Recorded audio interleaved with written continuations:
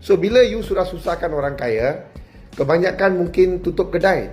Dia orang sudah mungkin bankrupt, tak boleh tahan. Sekarang pun perniagaan sudah teruk kerana ini macam-macam cukai diperkenalkan, tarif TNB pun naik, cukai tanah, cukai pintu naik, subsidi petrol pun akan ditarik. Dia orang kata nak bersasar, tak tahu macam mana dia orang bersasar lah. Diesel ditarik, ramai businessman tak dapat itu subsidi. So dia orang pun kasih naik itu harga lah.